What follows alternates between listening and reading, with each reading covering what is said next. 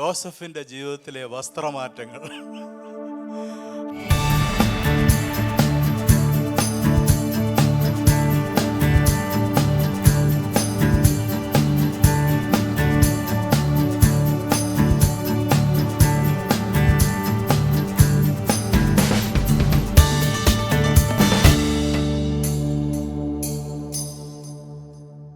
ഉൽപ്പത്തി പുസ്തകം 37 അധ്യായത്തിൻ്റെ 3-4 വാക്യങ്ങൾ.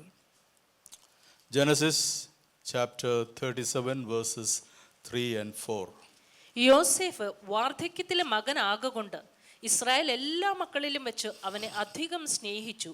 ഒരു നിലയങ്കി അവന് ഉണ്ടാക്കിച്ചു കൊടുത്തു. അപ്പൻ തങ്ങളെ എല്ലാവരെക്കാളും അവനെ അധികം സ്നേഹിക്കുന്നുവെന്ന് അവൻ്റെ സഹോദരന്മാർ കണ്ടിട്ട് അവനെ പകച്ചു. അവനോട് സമാധാനമായി സംസാരിപ്പാൻ അവർക്ക് കഴിഞ്ഞില്ല. ആമേൻ. ഈ ഭാഗം നിങ്ങൾ വായിച്ചിട്ടുണ്ടല്ലേ? ഓക്കെ. ഇവിടെ ഒരു നിലയങ്കിയുടെ കാര്യം പറയുന്നുണ്ട്. ഒരപ്പൻ മകൻ ഉണ്ടാക്കി കൊടുത്ത ഒരു നിലയങ്കി. അതിനെക്കുറിച്ച് ഇംഗ്ലീഷിൽ ഇങ്ങനെ പറഞ്ഞിരിക്കുന്നത്, റിച്ച്ലി ഓർണമെൻറ്റഡ് റോബ്. വളരെ ചിത്രപ്പണികളൊക്കെ ചെയ്ത് വളരെ കളർഫുള്ളായിട്ടുള്ള, it was a coat of many colours എന്ന് വേറെ ചില ട്രാൻസ്ലേഷനിൽ വായിക്കുന്നുണ്ട്. ഒരു പിതാവ് തൻ്റെ മകന് ഉണ്ടാക്കി കൊടുത്ത ഒരു വസ്ത്രത്തെക്കുറിച്ച് അവിടെ പറഞ്ഞിരിക്കുന്നത്. ഇതാരാ ഉണ്ടാക്കി കൊടുത്തത്? യാക്കോബ് തൻ്റെ മകനായ യോസഫിന് ഉണ്ടാക്കി കൊടുത്ത ഒരു വിശിഷ്ട വസ്ത്രമാണ് ഇത്, നിലയങ്കി. യാക്കോബിന് 12 മക്കളാണ്, 12 ആൺമക്കളാണ്. അതിൽ എത്രാമനായിരുന്നു യോസഫ്?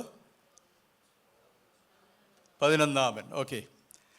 ഈ യാക്കോബിന് എത്ര ഭാര്യമാരുണ്ടായിരുന്നു? 2 ഭാര്യമാരും. ഓക്കെ, നമുക്ക് 4 പറയാം.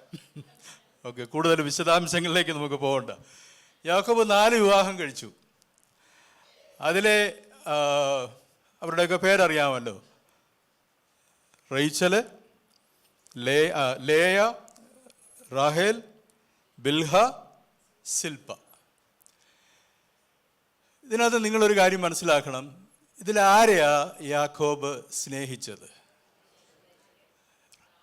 റാഹേലിനെയാണ് സ്നേഹിച്ചത്. ലേയ കല്യാണം കഴിക്കേണ്ട സാഹചര്യം നമുക്കറിയാം. പിന്നീട് സിൽപ്പായെയും ബിൽഹായും ഒക്കെ വിവാഹം കഴിച്ച അതും നമുക്കറിയാം. അപ്പോൾ യാക്കോബ് എന്തുകൊണ്ടായിരിക്കും തൻ്റെ ഈ മകനെ, ഈ റാഹേലിൽ ഉണ്ടായ മകന് ഈ വസ്ത്രം ഉണ്ടാക്കി കൊടുത്തത്? അതിനു മുമ്പ് വേറെ എത്രയോ മക്കൾ തനിക്ക് ജനിച്ചു. അതിൻ്റെ കാരണത്തെക്കുറിച്ച് നിങ്ങൾ ചിന്തിച്ചിട്ടുണ്ടോ? അതിൻ്റെ കാരണം ബൈബിൾ പറയുന്നുണ്ട്. എന്തുകൊണ്ടാ? യാക്കോബ് അവൻ്റെ അമ്മയായ, ആരുടെ? യോസഫിൻ്റെ അമ്മയായ റാഹേലിനെയാണ് വാസ്തവത്തിൽ സ്നേഹിച്ചത്. 4 ഭാര്യമാരുണ്ടായിരുന്ന ഒരു മനുഷ്യനാണ്, പക്ഷേ സ്നേഹിച്ചത് ഒരു ഭാര്യയെ മാത്രമേ സ്നേഹിച്ചുള്ളൂ. അപ്പോൾ ഈ മകന് താൻ സ്നേഹിച്ച തൻ്റെ ഭാര്യയിലുണ്ടായ തൻ്റെ ആ മൂത്ത മകനെ ഒരു വിശേഷ വസ്ത്രം ഉണ്ടാക്കി കൊടുത്തു. പക്ഷേ പാവം യോസഫും യാക്കോബും അന്ന് അറിഞ്ഞില്ല ഈ വസ്ത്രം ഈ യോസഫിൻ്റെ ജീവിതത്തിലും യാക്കോബിൻ്റെ ജീവിതത്തിലും വലിയ ദുരന്തങ്ങൾ, വലിയ അനർത്ഥങ്ങൾ വരുത്തി വയ്ക്കുമെന്നുള്ളത് അന്ന് ഇതുണ്ടാക്കിയ ഈ അപ്പൻ അറിഞ്ഞില്ല. ഇത് വാങ്ങി ധരിച്ച മകനും അറിഞ്ഞില്ല. പ്രിയമുള്ളവരെ, ഞാൻ ഇതിനോടനുബന്ധിച്ചൊരു കാര്യം പറയട്ടെ. നമ്മൾക്കാർക്കും 4 ഭാര്യമാരൊന്നുമില്ല, ഒരു ഭാര്യയേ ഉള്ളൂ. പക്ഷെ നമുക്ക് കുഞ്ഞുങ്ങളെ ദൈവം തന്നിട്ടുണ്ട്. നമ്മൾ ഈ കുഞ്ഞുങ്ങളോട് എല്ലാവരോടും ഒരുപോലെയാണോ നമ്മൾ സ്നേഹം കാണിക്കുന്നത്? അതോ ഏതെങ്കിലും ഒരു മകനോട്? ഇപ്പം യാക്കോബിന് 12 ആൺമക്കളുണ്ടായിരുന്നു, പക്ഷേ അതിൽ ഒരുവനോട് കൂടുതൽ സ്നേഹം കാണിച്ച് അവനൊരു പ്രത്യേക വസ്ത്രമൊക്കെ വാങ്ങിച്ചു കൊടുത്തു. അപ്പോൾ ഇവൻ ഇതിട്ടുകൊണ്ട് നടക്കുന്ന സമയത്ത് ബാക്കിയുള്ള സഹോദരന്മാരുടെ, അതും യാക്കോബിൻ്റെ മക്കളാണ്, അവരുടെ അവസ്ഥ, അവരുടെ ചിന്താഗതി നിങ്ങളൊന്ന് ചിന്തിച്ചിട്ടുണ്ടോ? അയ്യോ, ഈ അപ്പനെ ഞങ്ങൾക്ക് ഇതുവരെ ഒന്നും ഉണ്ടാക്കി തന്നിട്ടില്ല, പക്ഷേ ഇതാ ഇവൻ ഉണ്ടാക്കി കൊടുത്തു. ഈ യാക്കോബ് നല്ല ഉദ്ദേശത്തോടു കൂടി ചെയ്ത ഒരു കാര്യമായിരുന്നെങ്കിലും അത് സഹോദരന്മാരുടെ അസൂയ യോസഫിന് നേരെ തിരിയുവാൻ ഇടയാക്കി. നമ്മുടെ കുഞ്ഞുങ്ങളെ, ദൈവം നമുക്ക് ദാനമായി തന്നിരിക്കുന്ന കുഞ്ഞുങ്ങളെ നമ്മൾ ഒരുപോലെയാണോ സ്നേഹിക്കുന്നത്? അതോ അവരിൽ തന്നെ നമുക്ക് പക്ഷാഭേദമുണ്ടോ? നമ്മൾ അവരിൽ ഒരാളെ കൂടുതൽ സ്നേഹിക്കുകയും മറ്റുള്ളവരെ അത്രയും സ്നേഹിക്കാതിരിക്കുകയും ചെയ്യുന്നുണ്ടോ? അത് നിങ്ങളൊരു പക്ഷേ അങ്ങനെ ചെയ്യുന്നുണ്ടെങ്കിൽ വളരെ നിഷ്കളങ്കമായിട്ടായിരിക്കും നിങ്ങളങ്ങനെ ചെയ്യുന്നത് ഒരു പക്ഷേ അതിൻ്റെ അനന്തര ഫലങ്ങൾ വളരെ ഭവിഷ്യത്ത് നിറഞ്ഞതായിരിക്കും. അതുകൊണ്ട് നമുക്ക് ദൈവം തന്നിരിക്കുന്ന കുഞ്ഞുങ്ങളെ നമ്മൾ ഒരുപോലെ സ്നേഹിക്കുക. എല്ലാവരും ഒരുപോലെ അല്ല, പലർക്കും പല സ്വഭാവങ്ങളാണ്. പക്ഷേ അവരെ എല്ലാവരെയും ഒരുപോലെ നമ്മൾ സ്നേഹിക്കണം. അല്ലെന്നുണ്ടെങ്കിൽ വലിയ ദുരന്തമുണ്ടാകും. ഈ മക്കളുടെ ഇടയിൽ പിണക്കമുണ്ടാകും. യോസഫിൻ്റെ ബാക്കി സഹോദരന്മാരെല്ലാം അവനെ പകച്ചു, അവനെ കൊല്ലുവാൻ അവർ തയ്യാറായി. അല്ലേ? നോക്കി, അസൂയ വരുത്തി വയ്ക്കുന്ന അനർത്ഥങ്ങൾ. അതുകൊണ്ട് നമ്മുടെ മക്കൾക്ക് ജീവിതത്തിൽ നമ്മൾ സമ്മാനങ്ങളൊക്കെ കൊടുക്കുന്ന സമയത്ത്, അല്ലെങ്കിൽ അവർക്ക് വിലപിടിപ്പുള്ള കാര്യങ്ങളൊക്കെ വാങ്ങിച്ചു കൊടുക്കുമ്പോൾ അവരോടൊരു കാര്യം പറയണം: ഹൗ ടു കോപ്പ് വിത്ത് എൻവി. നമ്മൾ വീട്ടിലല്ല, പുറത്തിറങ്ങിയാൽ പോലും. ഞാൻ ഈ കഴിഞ്ഞ സമയത്തൊരു, നിങ്ങൾ വാർത്ത വായിച്ചു കാണും, ഇന്ത്യയിലാണ് സംഭവം നടന്നത്. ഇന്ത്യയിൽ ഇങ്ങനെയൊക്കെ സംഭവം നടക്കുമെന്നുള്ളത് ഞാൻ ഇപ്പോഴാണ് മനസ്സിലാക്കിയത്. വടക്കേ ഇന്ത്യയിൽ ഏതോ ഒരു സ്ഥലത്ത് ഒരു ധനിക കുടുംബത്തിൽ ഒരപ്പൻ ഒരു മകൻ ഒരപ്പനോട് പറഞ്ഞു: അപ്പാ, എനിക്ക് ബർത്ത്ഡേക്ക് എനിക്കൊരു ജഗ്വാർ വാങ്ങിച്ചു തരണം. ജഗ്വാർ എന്ന് പറഞ്ഞാൽ വളരെ വിലപിടിപ്പുള്ള ഒരു കാറാണ്, സ്പോർട്സ് കാറാണ്. അപ്പോഴപ്പനും അമ്മയും കൂടെ തീരുമാനിച്ചു, ഇവൻ ഇപ്പോഴേ ജഗ്വാർ ഒന്ന് വാങ്ങിച്ചു കൊടുക്കണ്ട, ഒരു BMW വാങ്ങിച്ചു കൊടുക്കാം. അവനൊരു പുതിയ BMW വാങ്ങിച്ചു കൊടുത്തു. ഇവൻ ആ BMW എടുത്തുകൊണ്ട് പോയിട്ട് നേരെ അടുത്തുണ്ടായിരുന്ന ഒരു നദിയിലേക്ക് ഈ കാറങ്ങ് ഓടിച്ച് വെള്ളത്തിൽ മുക്കിക്കളഞ്ഞു. അവനോട് ചോദിച്ചു: നീ എന്തുവാ ഈ പണി കാണിച്ചു? ഞാൻ ജഗ്വാറാ ചോദിച്ചത്, എനിക്ക് BMW ആ തന്നതെന്ന്. അവനത് വെള്ളത്തിലിട്ട് നശിപ്പിച്ച് കളഞ്ഞു. അപ്പം ഇന്ത്യ ഇത്രമാത്രം വികസിച്ചു എന്നുള്ളത് ഞാൻ ഇപ്പോഴാണ് മനസ്സിലാക്കിയത്. നമ്മൾ പണ്ടൊക്കെ ഈ വിദേശ രാജ്യങ്ങളിലാണ് ഇങ്ങനെയൊക്കെയുള്ള സംഭവങ്ങൾ കേട്ടുകൊണ്ടിരുന്നത്. പക്ഷേ ഇവിടെ ഇപ്പോൾ ഇങ്ങനെയൊക്കെ കാര്യങ്ങളൊക്കെ നമ്മുടെ ഇന്ത്യയിൽ നടക്കുന്നുണ്ട്. അപ്പോൾ ഞാനിത് പറഞ്ഞത്, നമ്മുടെ കുഞ്ഞുങ്ങൾക്ക് നിങ്ങൾ നല്ല കാര്യങ്ങളൊക്കെ വാങ്ങിച്ചു കൊടുക്കുകയൊക്കെ ചെയ്യും. പക്ഷേ ഓർക്കുക, അത് പുറത്തു നിന്നും അകത്തു നിന്നും അവരുടെ മേൽ അസൂയ വരുവാനും അവരുടെ ജീവിതത്തിൽ പിന്നീട് വലിയ തകർച്ചകൾ കൂടെ അവർ കടന്നു പോകുവാനും ഇടയായിത്തീരും. നമ്മുടെ കുഞ്ഞുങ്ങളുടെ ജീവിതത്തിൽ ഉയർന്നു വരണമെന്ന് നമ്മൾ ആഗ്രഹിക്കുന്നവരല്ലേ? We want our children to excel in life. പക്ഷേ അതിനുവേണ്ടി അത് നല്ലതാണ്, അവർ ഉയർന്നു വരണം, സമൂഹത്തിൽ അവർ ഉയർന്നു വരണം, അവർ മാന്യതയുള്ളവരായി ഉയർന്നു വരണം. പക്ഷേ അപ്പോഴും നിങ്ങൾ അവർക്ക് വേണ്ടി അവരെ യേശുവിൻ്റെ രക്തത്തിൽ പൊതിഞ്ഞ് പ്രാർത്ഥിക്കണം.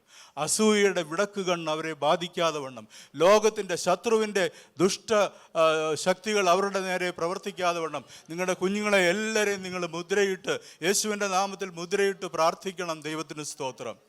ഹല്ലേലൂയ. അപ്പോൾ ഈ ജോസഫിൻ്റെ കഷ്ടത തുടങ്ങിയത് ഈ അസൂയയിൽ നിന്നായിരുന്നു. സഹോദരന്മാർ ഈ ജോസഫിനോട് അസൂയപ്പെട്ടു. എന്തുകൊണ്ടാണ് അവർ അസൂയപ്പെട്ടത്? ഈ ഒരു കുപ്പായം മാത്രമാണോ കാരണം? അല്ല, അതിന് ആഴത്തിൽ വേരൂന്നിയ മറ്റൊരു കാരണം കൂടെ ഉണ്ടായിരുന്നു. അത് ഞാൻ നേരത്തെ ഒന്ന് സൂചിപ്പിച്ചു. A deep rooted reason. ഈ യാക്കോബ് ഈ റാഹേലിനെ മാത്രമേ സ്നേഹിച്ചിരുന്നുള്ളൂ. ബാക്കി ഈ കുപ്പായം ഉണ്ടാക്കിയ അപ്പൻ യോസഫിന് കൊടുത്തപ്പോൾ ആ അപ്പൻ പറയാതെ മറ്റു മക്കളോട് പറയുകയായിരുന്നു: this is my first son and I never loved your mothers. 10 മക്കളുണ്ട്, 11ാമനാണ് ഈ ഉടുപ്പുണ്ടാക്കി കൊടുത്തത്. അപ്പോൾ ഈ 11ാമൻ ഈ ഉടുപ്പുണ്ടാക്കി കൊടുത്തപ്പോൾ ബാക്കി 10 പേരോടും പറയാതെ പറഞ്ഞു യാക്കോബ്: എന്ത്? നിങ്ങളുടെ അമ്മമാരെ ഞാൻ സ്നേഹിച്ചിട്ടില്ല, ഞാൻ സ്നേഹിച്ചത് ഈ കൊച്ചൻ്റെ അമ്മയാ, ഇവനാണ് എൻ്റെ ആദ്യ ജാതൻ എന്ന് ഒരു ഇൻഡയറക്റ്റ് മെസ്സേജ് ബാക്കിയുള്ളവർക്ക് കൊടുത്തു. അന്ന് മുതൽ അവരുടെ ഹൃദയത്തിൽ ഈ പയ്യനോട്, ഈ യോസഫിനോട് അസൂയ തുടങ്ങി. അവനെ എങ്ങനെയെങ്കിലും അപായപ്പെടുത്തുവാനായിട്ട് ഈ മക്കൾ ശ്രമിച്ചുകൊണ്ടിരുന്നു. പ്രിയമുള്ളവരെ, സ്നേഹമില്ലാത്ത ദാമ്പത്യങ്ങൾ കൈപ്പേറിയ അനന്തര ഫലങ്ങൾ ഉളവാക്കും. എന്നെ കേൾക്കുന്ന ഭാര്യാഭർത്താക്കന്മാരെ, മാതാപിതാക്കളെ, നിങ്ങൾ അന്യോന്യം സ്നേഹിക്കുന്നവരായിരിക്കണം. ഭാര്യയെ സ്നേഹിക്കണം. ചുമ്മാതല്ല ദൈവവചനത്തിൽ പറയുന്നത്, ഭർത്താക്കന്മാരെ നിങ്ങളുടെ ഭാര്യമാരെ സ്നേഹിപ്പീൻ. അതിന് വലിയ ആഴമേറിയ അർത്ഥമുണ്ട്. ഭാര്യമാരെ സ്നേഹിച്ചില്ല എങ്കിൽ അത് തലമുറകളെ ബാധിക്കും, മക്കൾ തമ്മിലുള്ള ബന്ധങ്ങളെ ബാധിക്കും, അവരുടെ ഇടയിൽ അസൂയ ഉണ്ടാകുവാൻ ഇടയായിത്തീരും. ദൈവത്തിന് സ്തോത്രം. അപ്പോൾ അപ്പൻ ഈ മകനെ ഒരു നല്ല കുപ്പായം ഉണ്ടാക്കി കൊടുത്തു. A coat of many colours. നമ്മുടെ ജീവിതത്തിൽ ദൈവം നമുക്ക് തരുന്ന നന്മകളുണ്ട്. ഇപ്പം ഈ കോട്ട് ഇതിനെന്തിനെ പ്രതിനിധാനം ചെയ്യുന്നു എന്ന് ചോദിച്ചു കഴിഞ്ഞാൽ it is A mark of distinction. അവനെ വ്യത്യസ്തനാക്കുന്ന ഒരു വസ്ത്രമായിരുന്നു ഇത്. യോസഫിനെ മറ്റുള്ളവരിൽ നിന്ന് വ്യത്യസ്തനാക്കുന്നു. നമ്മളെ ജീവിതത്തിൽ വ്യത്യസ്തരാക്കുന്ന ഒത്തിരി കാര്യങ്ങൾ നമ്മുടെ ജീവിതത്തിൽ ഉണ്ടാകും. ദൈവം നമുക്ക് ചില കഴിവുകൾ തരും, താലന്തുകൾ തരും, ചില നന്മകൾ തരും. അതൊക്കെ ജീവിതത്തിൽ നമ്മളെ വ്യത്യസ്തരാക്കും. പക്ഷേ ഈ നമ്മളെ വ്യത്യസ്തരാക്കുന്ന ഈ കാര്യങ്ങൾ തന്നെ നമ്മുടെ ജീവിതത്തിൻ്റെ പെർസിക്യൂഷനും കാരണമായി മാറും. എനിക്കറിയാം അനേകരെ ദൈവം അവരെ ഉയർത്തി, പക്ഷേ ആ ഉയർച്ചയിൽ അവർ തകർന്നു പോയി. സോ ബിവെയർ ഓഫ് സക്സസ് എന്ന് ഇംഗ്ലീഷിലൊരു പറച്ചിലുണ്ട്. Beware of success, beware of failure എന്നല്ല, ബിവെയർ ഓഫ് സക്സസ്. നമ്മുടെ ജീവിതത്തിൽ ഉയർന്നു പോകുമ്പോൾ ഓർക്കുക, വീഴ്ച വലുതായിരിക്കും. സ്തോത്രം. അതുകൊണ്ട് നമ്മൾ ഉയർന്നുയർന്നു പോകുമ്പോൾ വളരെ ഹമ്പിളായിട്ട് ദൈവസന്നിധി നമ്മളെ തന്നെ ഏൽപ്പിച്ചു കൊടുത്തില്ല എങ്കിൽ വലിയ വീഴ്ചകൾ നമ്മുടെ ജീവിതത്തിൽ സംഭവിക്കാൻ സാധ്യതയുണ്ട്. ഈ അപ്പനുണ്ടാക്കി കൊടുത്ത ഈ വസ്ത്രം അവനെ ജീവിതത്തിൽ വ്യത്യസ്തനാക്കി. It marked him out in life, but the jacket became the evidence of his death. പക്ഷേ ആ കുപ്പായം അവൻ്റെ മരണത്തിന് വരെ കാരണമായി. നമുക്കറിയാമല്ലോ ഈ സഹോദരന്മാർ എന്ത് ചെയ്തു? അവനെ കൊണ്ട് പോയി, അല്ലെങ്കിൽ അവനിവരെ അന്വേഷിച്ച് പോയതാ. ദൂരേന്ന് വരുന്നുണ്ട്. അപ്പോൾ കുപ്പായത്തിൻ്റെ തിളക്കമൊക്കെ കണ്ടപ്പോൾ ഞങ്ങളുടെ സ്വപ്നക്കാരൻ വരുന്നു എന്ന് പറഞ്ഞിട്ട് കളിയാക്കി. അവരടുത്ത് വന്നു. അവർക്ക് ഭക്ഷണവുമായിട്ട് വന്നതാ പാവം യോസഫ്.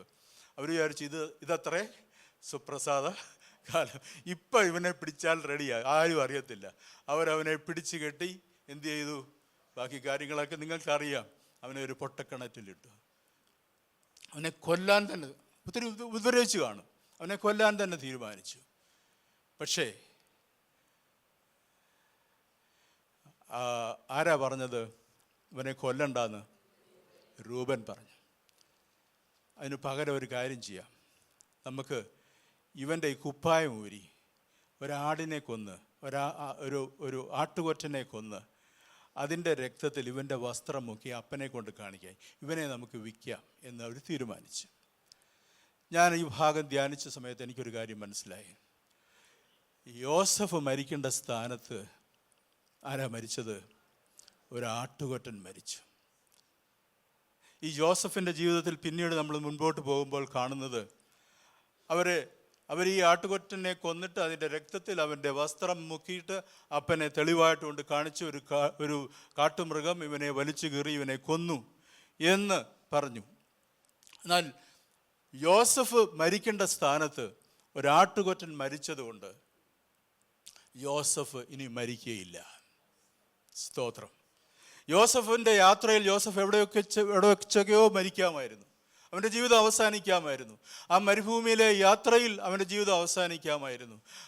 അടിമയായിട്ട് ജോലി ചെയ്ത സമയത്ത് അവൻ്റെ ജീവിതം അവസാനിക്കാമായിരുന്നു. പൊത്തിഫേറിൻ്റെ വീട്ടിൽ വെച്ച് അവൻ്റെ ജീവിതം അവസാനിക്കാമായിരുന്നു. ജയിലറയിൽ പോയപ്പോൾ അവിടെ വെച്ച് അവൻ്റെ ജീവിതം അവസാനിക്കാമായിരുന്നു. പക്ഷേ അവിടെയൊന്നും അവൻ്റെ ജീവിതം അവസാനിച്ചില്ല. കാരണം അവന് പകരമായി ഒരു ആട്ടുകൊറ്റൻ അറുക്കപ്പെട്ടു. Praise the Lord. ദൈവത്തിന് സ്തോത്രം. പ്രിയമുള്ളവരെ, ഇതിൻ്റെ ആത്മീയാർത്ഥം എന്താണെന്ന് നിങ്ങൾക്കറിയാം. ഞാനും നിങ്ങൾ ഒരു ദിവസം മരിക്കും. പക്ഷെ അതിനു മുമ്പ് സംഹാരദൂതൻ നമ്മളുടെ അടുത്ത് വന്നാൽ അവൻ നമ്മളെ തൊടുകയില്ല. കാരണം എനിക്ക് പകരമായി ഒരു ആട്ടുകൊറ്റൻ അറുക്കപ്പെട്ടു. കാൽവറിയിൽ എനിക്ക് പകരമായി ഒരു കുഞ്ഞാട് അറുക്കപ്പെട്ടതിൻ്റെ ഫലമായിട്ട് എനിക്കിനി മരണത്തെക്കുറിച്ചുള്ള ഭയത്തിൻ്റെ ആവശ്യമില്ല. ഇവിടെ ഇരിക്കുന്ന നിങ്ങളിപ്പോൾ വിചാരിക്കുന്നുണ്ടാവും, അയ്യോ എനിക്ക് വളരെ ക്ഷീണമാണല്ലോ. ഇന്ന് രാവിലെയും എനിക്ക് നല്ല ക്ഷീണമുണ്ടായിരുന്നു. പക്ഷേ ഞാൻ എപ്പോഴും ഓർക്കുന്ന ഇതാണ്, കർത്താവേ, നീ appointed, I will die only at your appointed time. നീ എൻ്റെ മരണ സമയം നീ കുറിച്ച് വെച്ചിട്ടുണ്ട്. അന്ന് വരെ എനിക്ക് ഭയമില്ല. മരണകരമായ സാഹചര്യങ്ങൾ കൂടെ ഞാൻ കടന്നുപോയെന്ന് വന്നേക്കാം. പക്ഷേ സംഹാരദൂതൻ എൻ്റെ അടുക്കൽ വരുമ്പോൾ കാണുന്നത് എന്താണെന്നറിയാമോ? കുഞ്ഞാടിൻ്റെ രക്തത്താൽ ഞാൻ പൊതിയപ്പെട്ടവനാണ്. കുഞ്ഞാടിൻ്റെ രക്തത്താൽ ഞാൻ തളിക്കപ്പെട്ടവനാണ്. അതുകൊണ്ട് മരണഭയവുമായിട്ട് ഇവിടെ ഇരിക്കുന്ന ആരെങ്കിലും ഉണ്ടെങ്കിൽ അവരോട് ഞാൻ ദൈവവചനത്തിൽ നിന്ന് ദൂത് പറയട്ടെ. ഹല്ലേലൂയ. അവൻ്റെ സമയം വരെ നിങ്ങൾ ജീവനോടെ ഇരിക്കും. ദൈവം അനുവദിക്കുന്നിടത്തോളം കാലം നിങ്ങൾ ജീവനോടെ ഇരിക്കും. ഇപ്പോഴുള്ള പ്രയാസങ്ങളൊന്നും നിങ്ങളെ തകർത്ത് കളയുകയില്ല. കാരണം നിങ്ങൾക്ക് പകരമായ ഒരു കുഞ്ഞാട് അറുക്കപ്പെട്ടു. ദൈവത്തിന് സ്തോത്രം. അപ്പോൾ ആദ്യത്തെ വസ്ത്രം ഏതായിരുന്നു? അപ്പൻ കൊടുത്ത വിശേഷപ്പെട്ട വസ്ത്രം. ഇനിയും ജോസഫ് എവിടെ എത്തി? ഈജിപ്തിലെത്തി. 37 അധ്യായത്തിൻ്റെ 36 വാക്യം. 37:36. എന്നാൽ മിദ്യാനിയർ അവനെ മിസ്രൈമിൽ ഫറവോന്റെ ഒരു ഉദ്യോഗസ്ഥനായി അകമ്പടി നായകനായി പൊത്തിഫറിന് വിറ്റു. ഓക്കെ, അപ്പോൾ ജോസഫ് രണ്ടാമത് വേറൊരു വസ്ത്രം. ഇപ്പം ആദ്യം അപ്പൻ കൊടുത്ത വസ്ത്രമൊക്കെ അവന് നഷ്ടപ്പെട്ടു. ഇപ്പോഴിതാ അവനെ ഈജിപ്തിലെത്തി. അവിടെ ഒരു അടിമ ചന്തയുണ്ട്, എ സ്ലേവ് മാർക്കറ്റ്. അവിടെ കൊണ്ടുവന്നിട്ട് അവനെ ലേലം വിളിക്കുക. ഈ പണ്ട് അങ്ങനെ ആയിരുന്നു. നമ്മൾക്കറിയാമല്ലോ, കാലിച്ചന്തയിലൊക്കെ കന്നുകാലികളെയൊക്കെ ലേലം വിളിക്കുന്നത് പോലെ അടിമച്ചന്തകളുണ്ടായിരുന്നു. അടിമച്ചന്തയിൽ വന്നിട്ട് ആൾക്കാർ വന്നിട്ട് ഏറ്റവും കൂടിയ വിലയ്ക്ക് ഒരാൾ വാങ്ങിച്ചുകൊണ്ട് പോകും. അപ്പോൾ യോസഫിനെ ആരാ വാങ്ങിച്ചുകൊണ്ട് പോയത്? ഈജിപ്തിലെ ഫറവോ രാജാവിൻ്റെ അകമ്പടി നായകനായ, he was the military intelligence officer ആയുള്ള മിസ്റ്റർ പൊത്തിഫർ, ക്യാപ്റ്റൻ പൊത്തിഫർ ഇവനെ വിലയ്ക്ക് വാങ്ങി വീട്ടിൽ കൊണ്ടുപോയി. അവനൊരു വസ്ത്രം കൊടുത്തു. ആ വസ്ത്രം ഏതായിരുന്നു? ഒരു അടിമയുടെ വസ്ത്രം. The garment of A slave. പക്ഷെ ഈ ഗാർമെന്റിനൊരു പ്രത്യേകതയുണ്ട്, ഈ കുപ്പായത്തിനൊരു പ്രത്യേകതയുണ്ട്. ഈ കുപ്പായം അവൻ ഉപേക്ഷിക്കേണ്ടി വന്നു. ഒരു ദിവസം അപ്പൻ കൊടുത്ത വസ്ത്രം ഉപേക്ഷിക്കേണ്ടി വന്നു. അത് നഷ്ടപ്പെട്ടു, മറ്റുള്ളവർ ഊരിയെടുത്തു. ഇടയ്ക്ക് ഞാൻ പറയട്ടെ, ഈ ലോകം തരുന്ന വർണ്ണക്കുപ്പായങ്ങളൊക്കെ ലോകം തന്നെ ഊരിയെടുക്കും കേട്ടോ. അല്ലല്ലോ, നേരത്തെ പറഞ്ഞ പോയിന്റാ, വിട്ടുപോയതാ. ഈ ലോകം തരുന്ന കുപ്പായങ്ങളുണ്ട്, വർണ്ണക്കുപ്പായങ്ങൾ. ഇതെല്ലാം ഈ ലോകം തന്നെ ഒരു ദിവസം ഊരിയെടുക്കും. ദൈവത്തിന് സ്തോത്രം. ഇനി ഈ അടുത്ത കുപ്പായം, ഈ സ്ലേവിൻ്റെ കുപ്പായം, ഒരടിമയുടെ കുപ്പായം അവന് ലഭിച്ചു. ആ കുപ്പായം അവൻ ഉപേക്ഷിക്കേണ്ടി വന്നു. പക്ഷെ അത് ദൈവത്തെ ഭയപ്പെട്ടത് കൊണ്ടായിരുന്നു. നമുക്കറിയാം അതിൻ്റെ പശ്ചാത്തലം. ആ ഭാഗം ഒന്ന് വായിക്കാമോ? 39:13. അവൻ വസ്ത്രം തന്റെ കയ്യിൽ വിട്ടേച്ച് പുറത്തേക്ക് ഓടിപ്പോയി എന്ന് കണ്ടപ്പോൾ മതി. അവൻ വസ്ത്രം കയ്യിൽ വിട്ടേച്ച് ഓടിപ്പോയി. നമുക്കറിയാം ഇതിൻ്റെ പശ്ചാത്തലം. ഈ പൊത്തിഫേറിൻ്റെ ഭാര്യ നല്ലൊരു സ്ത്രീയായിരുന്നു. പുള്ളിക്കാരത്തി ഒരു ദിവസം ഇവൻ്റെ അടുക്കൽ ചെന്നു. അപ്പോഴവനെ വസ്ത്രം വിട്ടേച്ച് ഓടിപ്പോയി. ബാക്കി കാര്യങ്ങളൊക്കെ നിങ്ങൾക്കറിയാം, ഞാൻ അതിലേക്ക് വരുന്നില്ല. അപ്പോൾ വാസ്തവത്തിൽ ഇവന് ഈ വസ്ത്രം വിട്ടേച്ച് ഓടിപ്പോയതിൻ്റെ കാരണം എന്താണെന്നറിയാം? അവൻ ദൈവത്തെ ഭയപ്പെട്ടു എന്നവിടെ പറയുന്നുണ്ട്. ദൈവത്തെ ഭയപ്പെട്ടത് കൊണ്ട് ആ പ്രലോഭനത്തിൽ വീഴാതെ വണ്ണം വസ്ത്രം ഉപേക്ഷിച്ച് അവൻ പോയി. അവൻ കാണിച്ചത് വലിയൊരു തെറ്റാ. എന്താണെന്നറിയാമോ? തെളിവ് ശേഷിപ്പിച്ചാ പോയത്. ഇന്ന് കോടതികളിലൊക്കെ വേണ്ടത് തെളിവല്ലേ? വേണ്ട തെളിവ്. പക്ഷേ ലോകം എന്നെ പിടിച്ച് ജയിലിലിട്ടാലും ഞാൻ ദൈവത്തെ ഭയപ്പെടും, ഞാൻ ആ തെറ്റ് ചെയ്യത്തില്ല എന്ന് യോസഫ് മനസ്സിൽ ഉറപ്പിച്ചു. അവൻ ദൈവത്തെ ഭയപ്പെട്ടു. ഹല്ലേലൂയ. പ്രിയമുള്ള പ്രലോഭനങ്ങൾ നമ്മുടെ ജീവിതത്തിൽ വരുമ്പോൾ നമ്മൾ ദൈവത്തെ ഭയപ്പെട്ടാൽ പ്രലോഭനങ്ങളിൽ നമ്മൾ വീണു പോകുകയില്ല. പലപ്പോഴും നമ്മൾ പ്രലോഭനങ്ങളിൽ വീണു പോകുന്നതിൻ്റെ കാരണം എന്നറിയാമോ? നമ്മൾ പറയുന്നത് അയ്യോ എൻ്റെ ബലഹീനതയാ. അല്ല, നിന്റെ ദൈവഭയമില്ലായ്മയാ. ദൈവഭയമുള്ളവൻ പ്രലോഭനത്തിൽ വീഴത്തില്ല. When you distinguish yourself in life, in ministry, Satan will bring in temptation. നമ്മുടെ ജീവിതത്തിൽ ഉയർന്നു പോകുമ്പോൾ പ്രലോഭനങ്ങളുമായിട്ട് പിശാച് വരും. കാരണം എന്താണെന്നറിയാമോ? എന്തുകൊണ്ടാണ് യോസഫിൻ്റെ ജീവിതത്തിലേക്ക് പ്രലോഭനവുമായിട്ട് വന്നത്? പിശാചാണിത് ഈ പ്രലോഭനത്തിൻ്റെ സാഹചര്യം ഒരുക്കിയത്. പിശാചിനറിയാം ഈ ജോസഫിനെ കുറിച്ച് ദൈവത്തിനൊരു പദ്ധതി ഉണ്ടെന്ന്. ദൈവത്തിന് ഇവിടെ ഇരിക്കുന്ന നിങ്ങളെക്കുറിച്ചും എന്നെക്കുറിച്ചും ഒരു പദ്ധതിയുണ്ട്. ഞാൻ ആ പദ്ധതിയിലേക്ക് യാത്ര ചെയ്യുമ്പോൾ ആ പദ്ധതിയിൽ ഞാൻ എത്തിപ്പെടാതിരിക്കുവാൻ തക്കവണ്ണം പിശാച് തടയുന്നതാണ് പ്രലോഭനങ്ങൾ. അന്ന് ഈ മിസസ് പൊത്തിഫേറിന്റെ പ്രലോഭനത്തിൽ യോസഫ് വീണുപോയിരുന്നെങ്കിൽ ദൈവം അവനെക്കുറിച്ച് ആഗ്രഹിച്ച പദ്ധതിയിലേക്ക് അവൻ ഒരിക്കലും വരുമായിരുന്നില്ല. അവൻ ദൈവത്തെ ഭയപ്പെട്ടതുകൊണ്ട് വസ്ത്രം വിട്ടേച്ച് അവൻ ഓടിപ്പോയി. So that garment of the slave was an icon of his temptation. നിങ്ങൾക്ക് അങ്ങനെ ഉപേക്ഷിക്കേണ്ടി വന്നിട്ടുണ്ടോ? എന്തെങ്കിലും ഉപേക്ഷിക്കേണ്ടി ഒരുപക്ഷെ നിങ്ങളുടെ ജോലിയായിരിക്കും, അല്ലെങ്കിൽ വേറെ എന്തെങ്കിലും ഒരു സാഹചര്യം, നിങ്ങൾക്ക് ഏറ്റവും വിലപിടിപ്പുള്ളതെന്ന്, അല്ലെങ്കിൽ ഏറ്റവും നിങ്ങൾ ഇഷ്ടപ്പെടുന്ന ഒരു കാര്യം, അത് ദൈവത്തെ ഭയന്നതുകൊണ്ട് അത് വേണ്ടാന്ന് വെച്ച് നിങ്ങൾ ഓടിപ്പോയിട്ടുണ്ടോ? പലപ്പോഴും നമുക്കത് ചെയ്യാൻ കഴിയത്തില്ല. പിശാചിൻ്റെ ലക്ഷ്യം എൻ്റെ ഡെസ്റ്റിനിയെ ഡൈവേർട്ട് ചെയ്യുക എന്നുള്ളതാണ്. എന്നെക്കുറിച്ചുള്ള ദൈവ പദ്ധതിയിൽ നിന്ന് എന്നെ തടയുക, ഞാൻ അവിടെ എത്തിപ്പെടാതിരിക്കുവാൻ തക്കവണ്ണമുള്ള ശ്രമങ്ങളാണ് പിശാച് നടത്തുന്നത്. എന്നാൽ യോസഫോ, അവൻ ആ പ്രലോഭനങ്ങളെ അതിജീവിച്ചു. അതിന് വലിയ വില കൊടുക്കേണ്ടി വന്നു. തൻ്റെ കരിയറിൻ്റെ ഏറ്റവും ഉന്നത സ്ഥാനത്ത് നിൽക്കുക. അവിടെ വന്നിട്ട് ഉടനെയൊന്നുമല്ല ഈ സംഭവം നടക്കുന്നത്, കുറേ നാളായി. അവിടെ ഈ പൊത്തിഫേറിൻ്റെ ഭവനത്തിലെ സകല ഉത്തരവാദിത്തങ്ങൾ ഇവനെ ഏൽപ്പിച്ചിരിക്കുക. He was the master slave എന്ന് വേണമെങ്കിൽ പറയാം. He was in charge of the other slaves. പറയുന്നുണ്ട്, പൊത്തിഫേർ പറയുന്നുണ്ട്, നിനക്ക് എല്ലാ അധികാരവും ഞാൻ തരുന്നു, ഈ വീടിൻ്റെ എല്ലാ കാര്യങ്ങളും നീ ചെയ്തോണം. നോക്കി, അത്ര ഉത്തരവാദിത്തപ്പെട്ട ഒരു as a slave he reach the pinnacle of his career. അവൻ്റെ ആ സ്ലേവ് എന്നുള്ള ആ അവസ്ഥയിൽ അവൻ ഏറ്റവും ഉച്ചസ്ഥായിയിൽ എത്തി നിൽക്കുക. അപ്പോഴാണ് പിശാച് പ്രലോഭനവുമായിട്ട് വരുന്നത്. ദൈവത്തിന് സ്തോത്രം. അവൻ ആ പ്രലോഭനത്തെ അതിജീവിച്ചു. കാരണം അവൻ ദൈവത്തെ ഭയപ്പെടുന്നവനായിരുന്നു. So that fear of God preserved his destiny. നമുക്ക് ദൈവഭയം ഉണ്ടോ? വില കൊടുക്കേണ്ടി വരും, ചിലതൊക്കെ ഉപേക്ഷിക്കേണ്ടി വരും, ചിലതൊക്കെ നഷ്ടപ്പെടേണ്ടി വരും. പക്ഷേ ദൈവത്തിൻ്റെ പദ്ധതിയിൽ നീ എത്തിച്ചേരും. ദൈവത്തിന് സ്തോത്രം.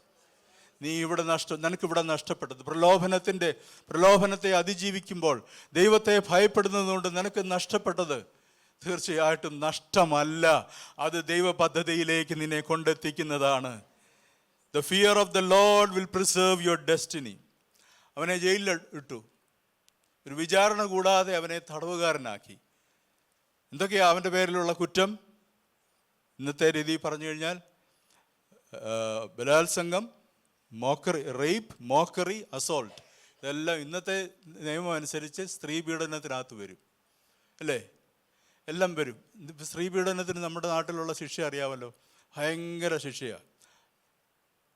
ബെയില് കിട്ടത്തില്ല, ജാമ്യം കിട്ടാതെ ജയിലിലിടും, വർഷങ്ങൾ കിടക്കും. ഇപ്പോൾ ഒരാൾ കണ്ട് പുറത്തിറങ്ങിയിട്ടുണ്ട് 7.5 വർഷത്തിന് ശേഷം. പിടിച്ച് ജയിലിലിടും, വിചാരണയൊന്നുമില്ല. അപ്പം ഇന്നത്തെ കാലത്ത് ഇന്ന് ഇത്രയും നിയമമൊക്കെ കാര്യങ്ങളൊക്കെ വികസിച്ചിട്ടും ഇപ്പോൾ കാര്യങ്ങൾ ഇങ്ങനെ നടക്കുക. അപ്പം അന്നത്തെ കാലത്തോ ഇവനിനി ഈ ജയിലിൽ നിന്ന് പുറത്തു വരുത്തില്ലെന്നുള്ളത് എല്ലാവർക്കും ഉറപ്പായി. അവൻ്റെ ജീവിതം തീർന്നു. ജോസഫ് വിചാരിച്ചു, എൻ്റെ ജീവിതം ഇവിടെ അവസാനിച്ചു. He thought that it was the end of his life. പക്ഷേ അത് ദൈവത്തിൻ്റെ പദ്ധതിയുടെ ഭാഗമായിരുന്നു, അവനെ ജയിലിൽ എത്തിക്കുക എന്നുള്ളത്. പ്രിയമുള്ളവരെ, നമ്മൾ അറിയാത്ത ചില ഇടങ്ങളിൽ കൂടെ ആയിരിക്കും ദൈവം നമ്മളെ തൻ്റെ ഹിതത്തിലേക്ക് നയിച്ചുകൊണ്ട് പോകുന്നത്. ജയിലും അതിനകത്തൊരു ഭാഗമായിട്ട് വരും. പുറമേ നോക്കുമ്പോൾ ജോസഫിനെ സംബന്ധിച്ചിടത്തോളം അവൻ്റെ ജീവിതം is going from bad to worse, from the frying pan to the fire.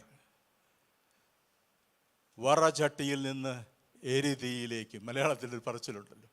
അവൻ്റെ ജീവിതം തീരുക, അവസാനിക്കുക. ആ ജയിലിൽ അവൻ്റെ ജീവിതം അവസാനിച്ചു എന്ന് യോസഫ് കരുതി, കൂടെയുള്ളവരും എല്ലാവരും കരുതി. പക്ഷേ അവിടെ അവസാനിച്ചില്ല.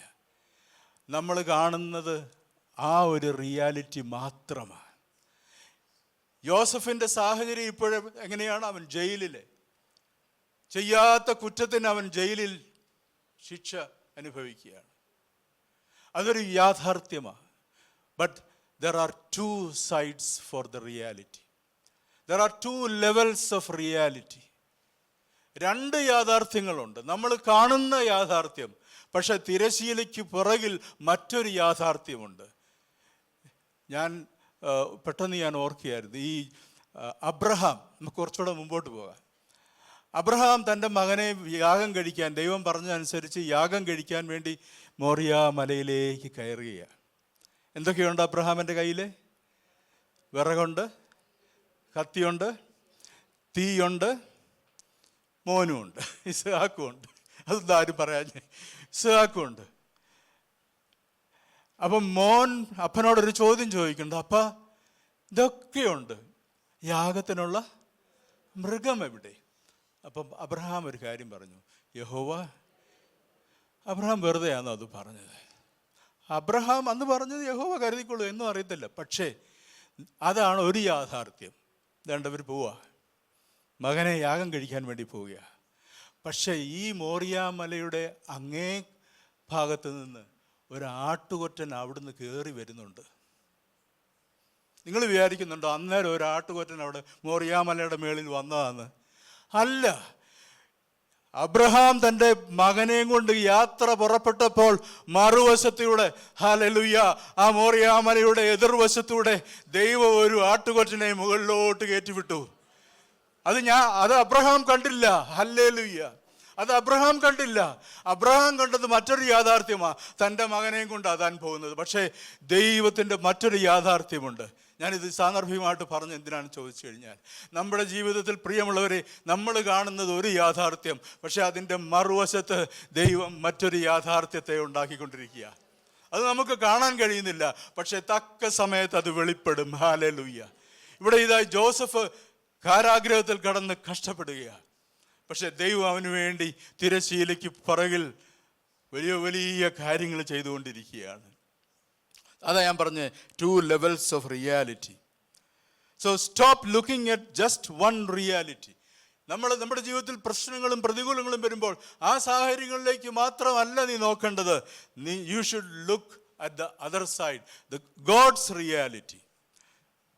നമ്മുടെ ജീവിതത്തിലെ കഷ്ടങ്ങളും പ്രയാസങ്ങളും എല്ലാം ഒരു വശത്ത്, എന്നാൽ ദൈവമോ, God working behind the scenes, using those trials as raw materials of your transportation to your destiny. Hallelujah. ദൈവം എന്താ ചെയ്യുന്നത്? ഇതിനെ എല്ലാം, ഏതിനെയൊക്കെയാണ്? നിന്റെ കഷ്ടതയും നിന്റെ പ്രയാസവും നിന്റെ ബുദ്ധിമുട്ടുകളും നിന്റെ ഞെരുക്കങ്ങളും നിന്റെ ബലഹീനതകളും എല്ലാത്തെയും ദൈവം നിന്റെ ഡെസ്റ്റിനിയിലേക്ക്, ദൈവത്തിൻ്റെ ഹിതത്തിലേക്ക് നിന്നെ കൊണ്ടുപോകുന്ന വാഹനങ്ങളായി ഉപയോഗിക്കുക, റോ മെറ്റീരിയൽസ് ആയിട്ട് ഉപയോഗിക്കുകയാണ്. ദൈവത്തിന് സ്തോത്രം. ഹല്ലേലൂയ. എന്നെ കേൾക്കുന്ന നിങ്ങൾ ആരെങ്കിലും പ്രയാസത്തിൽ കൂടെ പ്രതികൂലക്കൂടെ കടന്നു പോവുകയാണെങ്കിൽ ആ പ്രതികൂലങ്ങളെ നോക്കണ്ട കേട്ടോ, അതിൻ്റെ പിറകിൽ ദൈവം വൻ കാര്യങ്ങളെ പ്രവർത്തിച്ചുകൊണ്ടിരിക്കുകയാണ്. ഹല്ലേലൂയ. അപ്പോൾ ജീവിതത്തിൽ പ്രശ്നങ്ങളും പ്രതികൂലങ്ങളും വരുമ്പോൾ ഓർക്കുക, ഏത് വചനമാണ് ഓർക്കേണ്ടത്? തന്നെ സ്നേഹിക്കുന്നവർക്ക്, തൻ്റെ നിർണയപ്രകാരം വിളിക്കപ്പെട്ടവർക്ക് സകലതും നന്മയ്ക്കായി കൂടി വ്യാപരിക്കുന്നു. ദൈവത്തിന് സ്തോത്രം. Our heart should always proclaim, all things work together for my good. എല്ലാം നന്മയ്ക്കാണ് എൻ്റെ ദൈവം ചെയ്യുന്നത്. ഞാനിപ്പോൾ നോക്കുമ്പോൾ ഇതൊന്നും നന്മയല്ല, കാരാഗ്രഹവാസം അത്ര നന്മയൊന്നുമല്ല. എന്നാൽ ജോസഫിനറിയാം ഇതെല്ലാം എൻ്റെ ദൈവം എൻ്റെ നന്മയ്ക്ക് വേണ്ടി ചെയ്യുകയാണെന്നുള്ളത്. So God knows what he is doing. താൻ ചെയ്യുന്നത് എന്താണെന്ന് ദൈവത്തിനറിയാം. നമുക്കൊരു പക്ഷേ മനസ്സിലായില്ലെന്ന് വന്നേക്കാം. നമുക്ക് ചെയ്യാൻ കഴിയുന്നത് എന്താണ്? ട്രസ്റ്റിങ്, ദൈവത്തിൽ ആശ്രയിക്കുക, ദൈവത്തെ വിശ്വസിക്കുക. എൻ്റെ ദൈവത്തിനൊരു പദ്ധതിയുണ്ട്. അതെന്തുവാ പദ്ധതി? അതെനിക്കറിയില്ല. ദൈവം എന്നെ എങ്ങനെ ഈ കാരാഗ്രഹത്തിൽ നിന്ന് പുറത്തു കൊണ്ടുവരും എനിക്കറിയില്ല. But he knows. ആമേൻ, ഹല്ലേലൂയ. അവനറിയാം, അവനത് ചെയ്യേണ്ട സമയത്ത് ചെയ്തിരിക്കും. ബാക്കി ഡീറ്റെയിൽസിലോട്ടൊന്നും ഞാൻ പോകേണ്ട ആവശ്യമില്ല. യോസഫിന് ഇപ്പോഴും ഒരു ക്ലൂ ഇല്ല, എങ്ങനെ ഞാൻ ഈ ജയിലിനകത്തുനിന്ന് പുറത്തു വരും. പക്ഷെ അവനറിയാം എൻ്റെ ദൈവം എന്നെ പുറത്തു കൊണ്ടുവരും. സ്തോത്രം. So in fulfilling his purpose he may take you through the desert, the slave market and the prison. ദൈവഹിതത്തിലേക്ക് നിന്നെ കൊണ്ടെത്തിക്കുവാൻ ദൈവം ഉപയോഗിക്കുന്ന മാർഗങ്ങളാണ് എന്തൊക്കെ? മരുഭൂമി, അടിമച്ചന്ത, കാരാഗ്രഹം, പൊട്ടക്കുഴി. പൊട്ടക്കുഴിയും പറഞ്ഞു. പൊട്ടക്കുഴിയിലാണ് ആൻറ്റി താമസിക്കുന്നത്. പെട്ടെന്ന് ആൻറ്റിക്ക് അതാ ഓർമ്മ വന്നത്. അപ്പോൾ പൊട്ടക്കുഴി, പിന്നെ അത് കഴിഞ്ഞ് മരുഭൂമി, പിന്നെ അടിമച്ചന്ത, പ്രിസൺ. ഇതൊന്നും നല്ലതല്ല. പക്ഷേ ഇതെല്ലാം when they all come together, work together for Joseph's good. അതുകൊണ്ട് ഇന്ന് ഞാൻ നിങ്ങളോട് പറയട്ടെ, നിങ്ങൾ സന്തോഷിക്കണം കേട്ടോ.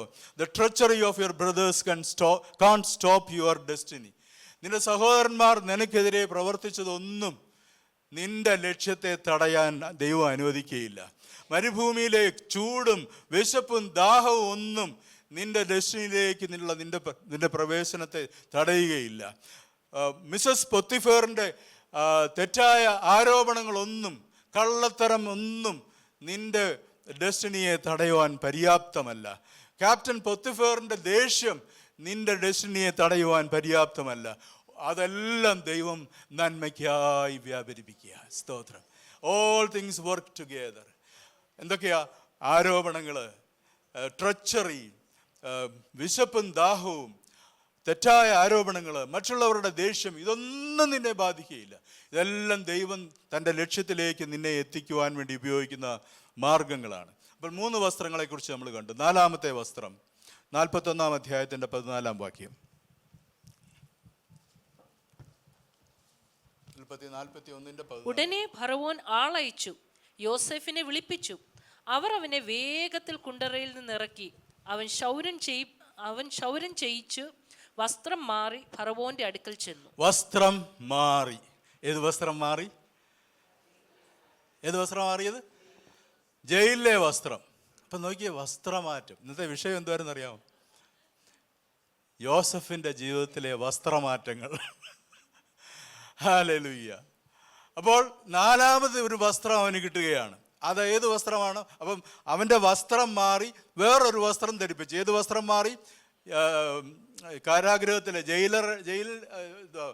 ജയിൽ പുള്ളിയുടെ വസ്ത്രം മാറ്റിയിട്ട് രാജാവിനെ കാണാൻ പോവുക, ഫറവോ രാജാവിനെ കാണാൻ പോവുക. ഈ വേഷത്തിൽ പോകാൻ പറ്റത്തില്ല. അപ്പോൾ അവരവനെ കുറച്ചുകൂടെ ബെറ്റർ ആയിട്ടുള്ള, നമുക്കറിയാമല്ലോ, അധികാരികളായിട്ടുള്ള ആൾക്കാരെ കാണാൻ പോകുന്ന സമയത്ത് നമ്മൾ നല്ല വസ്ത്രമൊക്കെ ധരിക്കും. അവനെ ഒരു നല്ല വസ്ത്രം ധരിപ്പിച്ച് അവനെ കൊണ്ടുപോവുകയാണ്. സ്തോത്രം. ഞാൻ ഇതിനകത്ത് നിന്ന് ഒരു ആത്മീയ ദൂത് പറയട്ടെ. നമ്മൾ ഇന്ന് ജീവിക്കുന്നത് ഒരു പ്രിസണില്ല, അല്ലേ? ഈ ഭൂമി എന്ന് പറയുന്ന ഒരു പ്രിസണാണ്, ഇതൊരു കാരാഗ്രഹമാണ്.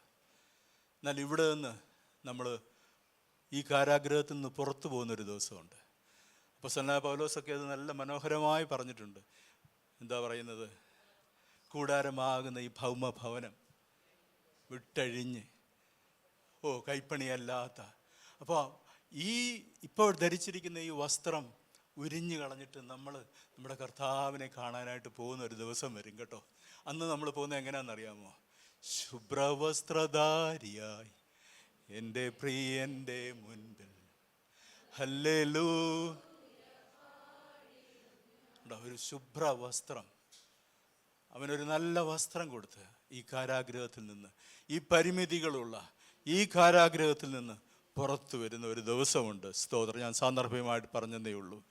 You are in a prison now, a spiritual prison. When we come out of this prison, we will get a new dress. Hallelujah.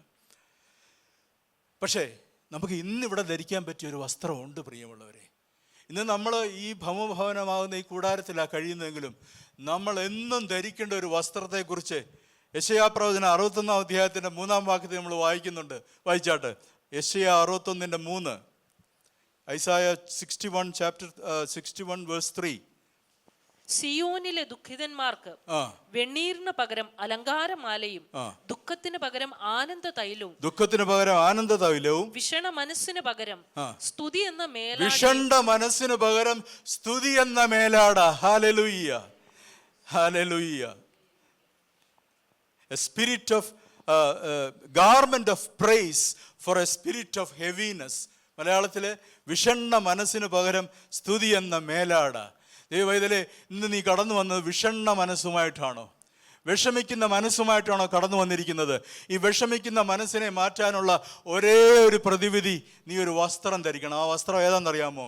സ്തുതി എന്ന മേലാട. The garment of praise. ഹല്ലേലൂയ. ആരാധനയ്ക്ക് ഇവിടെ വന്നിരിക്കുമ്പോൾ മാത്രമല്ല, ഭവനത്തിലിരിക്കുമ്പോഴും പാട്ടുപാടി ദൈവത്തെ സ്തുതിക്കുക. സ്തുതി എന്ന മേലാട നീ ധരിക്കുക. Wear the garment of praise. എത്ര പേരത് ചെയ്യാറുണ്ട്? നമ്മുടെ ജീവിതത്തിൽ പ്രശ്നങ്ങളും പ്രതികൂലങ്ങളും വരുന്ന സമയത്ത് നമ്മൾ എന്താ ചെയ്യേണ്ടത്? Wear that garment of praise. ദൈവത്തിന് സ്തോത്രം. The praise is our garment now and in heaven. Hallelujah.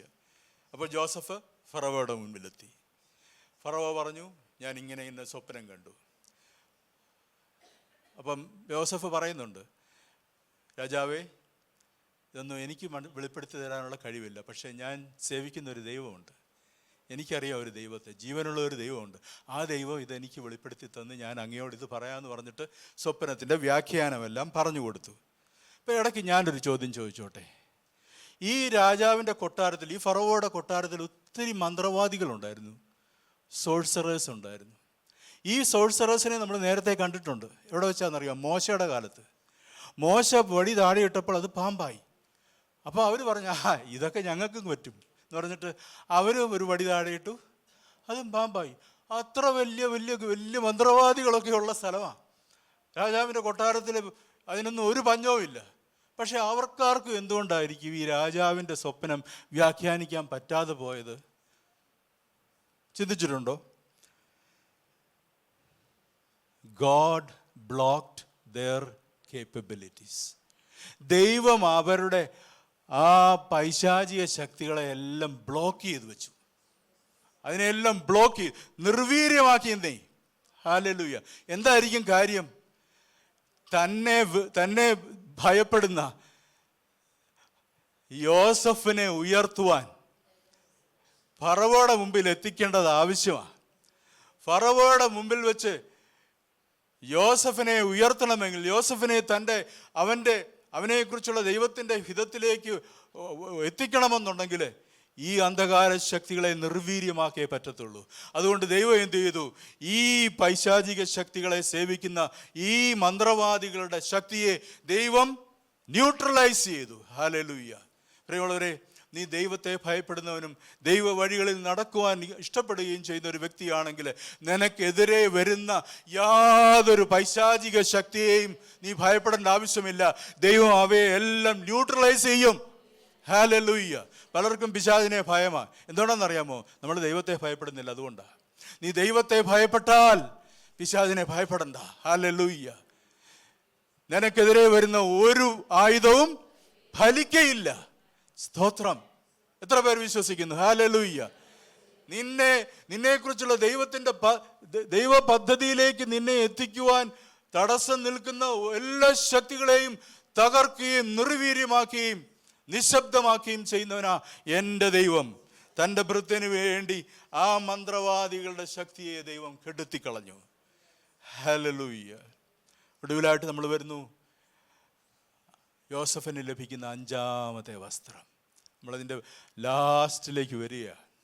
സ്തോത്രം. 41-ാം അധ്യായത്തിൻ്റെ 2-ാം വാക്യം. ഉൽപ്പത്തി 41-ന്റെ 2-ാം വാക്യം.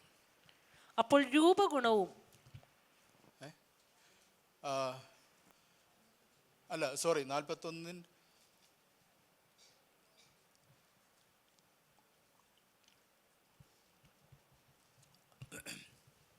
41 മുതൽ 45 വരെ എന്ന് വായിച്ച്. ഫറവോ രാജാവിനെ സമ്മാനം കൊടുക്കുന്ന കാര്യമാണ്. ഇതാ മിസ്രൈം ദേശത്തിനൊക്കെയും ഞാൻ നിന്നെ മേലധികാരിയാക്കിയിരിക്കുന്നു എന്നും ഫറവോൻ യോസെഫിനോട് പറഞ്ഞു.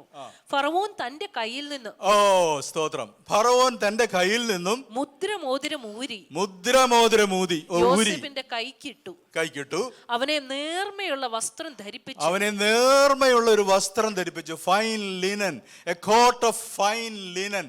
അടുത്തത് ഒരു സ്വർണ്ണ സരപ്പള്ളിയും അവന്റെ കഴുത്തിൽ. സ്വർണ്ണ സരപ്പളി, ഗോൾഡ് ചെയിൻ എന്നതിന് ഒരു ഗോൾഡ് ചെയിൻ ഇട്ടു. അപ്പൊ കൈക്ക് മോതിരം, നല്ല ലിനൻ കോട്ട്, പിന്നെ ഒരു ഗോൾഡ് ചെയിൻ. സ്തോത്രം. ഇതിന് വസ്ത്രത്തെക്കുറിച്ചാണല്ലോ നമ്മൾ ചിന്തിക്കുന്നത്. ഒടുവിലായിട്ട് അവന് ലഭിക്കുന്ന വസ്ത്രം ഏതാണ്? ഫറവോ രാജാവ് കൊടുത്ത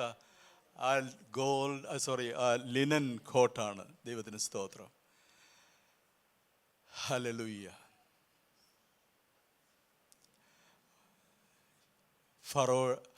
യോസഫിൻ്റെ ദൈവത്തിന് യോസഫിനെ കുറിച്ചുള്ള ഹിതത്തിലേക്ക് യോസഫ് എത്തി. സ്തോത്രം. ഒന്ന് തിരിഞ്ഞു നോക്കി. ഏതെല്ലാം വസ്ത്രങ്ങൾ അവൻ ഉപേക്ഷിക്കേണ്ടതായിട്ട് വന്നു. അപ്പൻ കൊടുത്ത വസ്ത്രം ഉപേക്ഷിച്ചു, അടിമയുടെ വസ്ത്രം ഉപേക്ഷിച്ചു, തടവുപുള്ളിയുടെ വസ്ത്രം ഉപേക്ഷിച്ചു. രാജാവിനെ കാണാൻ പോകുമ്പോൾ ഒരു വസ്ത്രം ഉണ്ടായിരുന്നു, അതും മാറ്റിയിട്ട് ഇപ്പം രാജാവ് വേറൊരു വസ്ത്രം കൊടുത്തു. 5-ാമത്തെ വസ്ത്രം. ഹല്ലേലൂയ.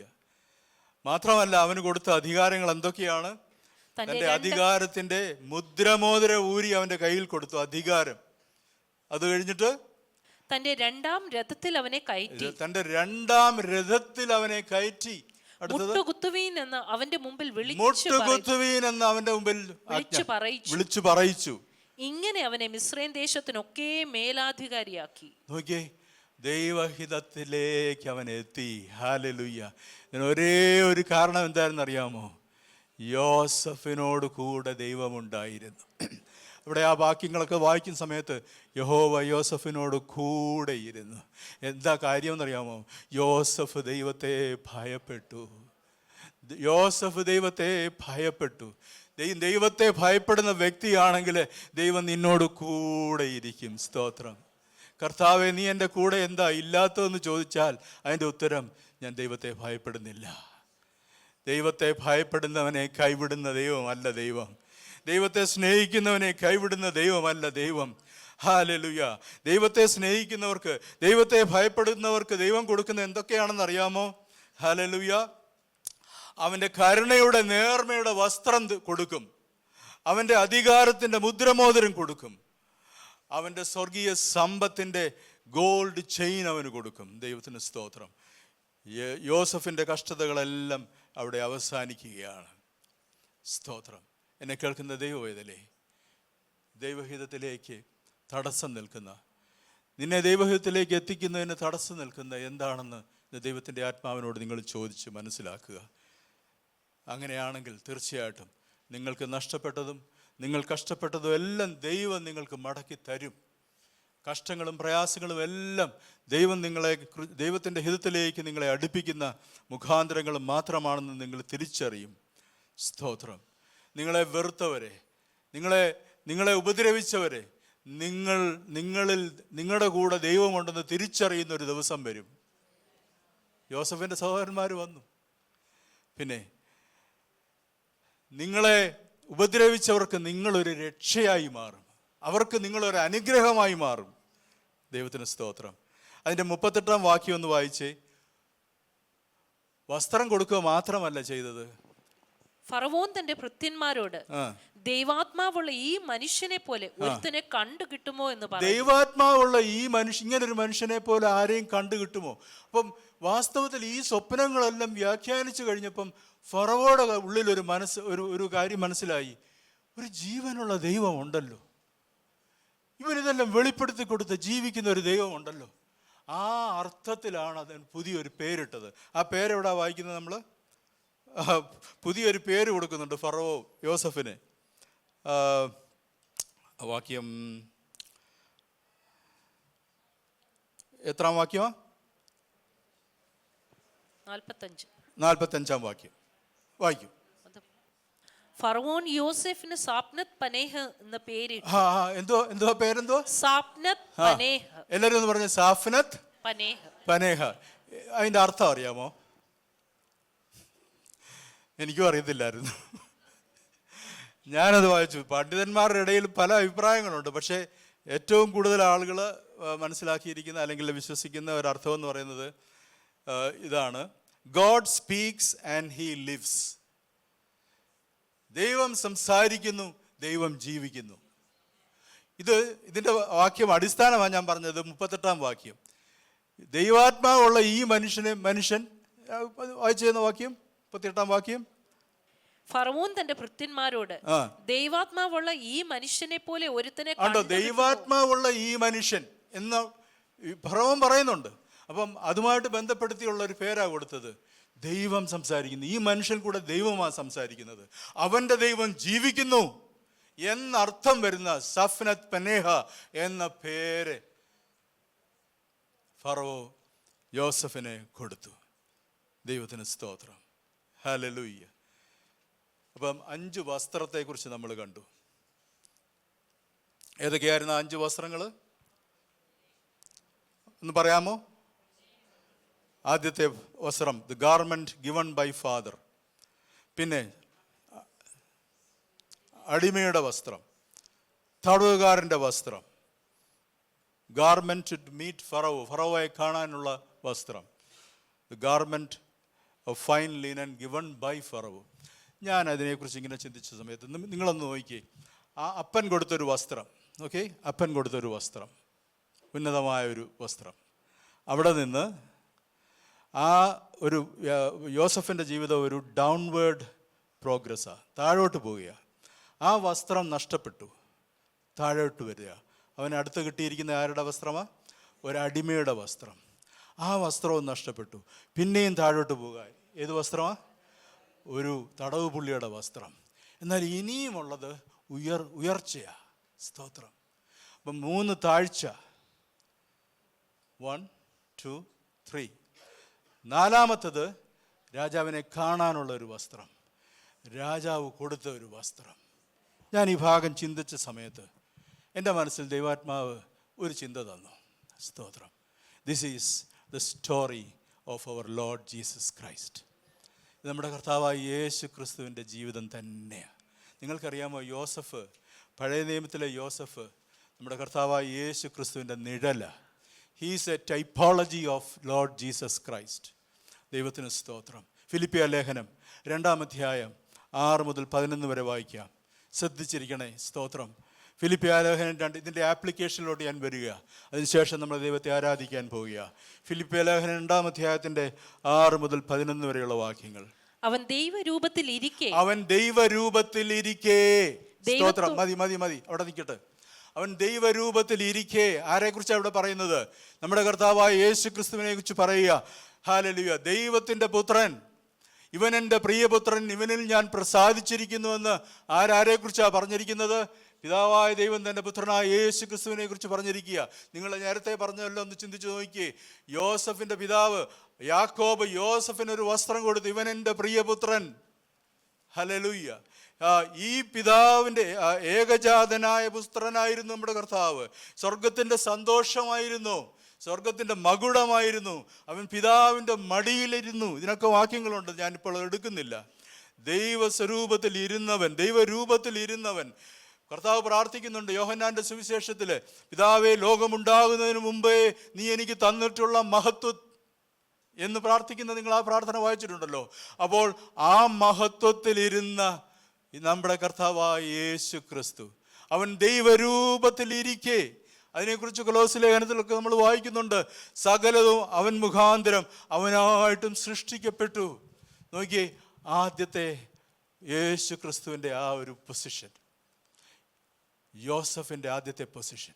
അവിടെ നിന്ന് ഇതാ യോസഫ് താഴോട്ട് വന്നതുപോലെ യേശു ക്രിസ്തു താഴോട്ട് വരിക. അടുത്ത വാക്യം വായിച്ചേ.